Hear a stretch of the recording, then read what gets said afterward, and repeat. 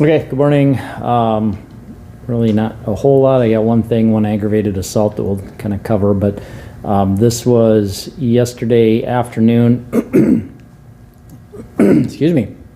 It was an aggravated assault call. We had a guy was inside his vehicle and he had stopped at 8th Street and Main Avenue. We had a guy that was panhandling on that corner and approached the man in the vehicle and asked for some money.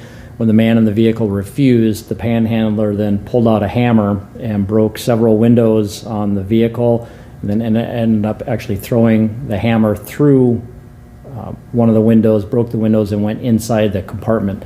There's two guys in there. The driver ended up chasing the panhandler, and then they called police. No injuries related to that, and we ended up finding the suspect. He was arrested for aggravated assault and intentional damage to property. The officer did note that he appeared to be under the influence. I don't know, I think they suspected some drug use, but I don't know exactly what that was. But that was the panhandler? The panhandler, right, yeah. This is one of the things, I mean, we've talked about panhandling extensively. And if people want to give money, they need to give that to nonprofits. That's the best way of going about this.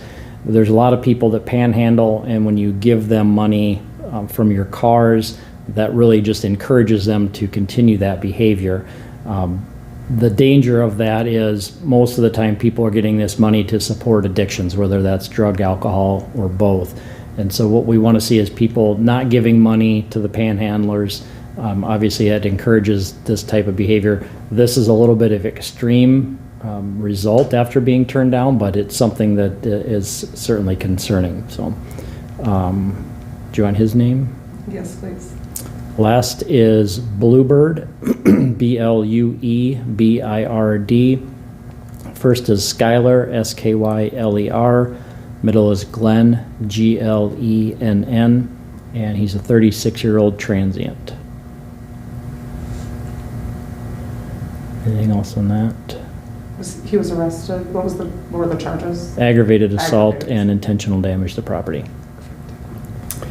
The other aggravated assaults, both of them were threats actually. One was a domestic, somebody was threatened with a knife, and the other just a report. Burglaries were all garages that were entered. Nothing out of the disorderlies. The embezzlement were the reports. Same thing with frauds and larcenies. Nothing suspicious with the unattended death.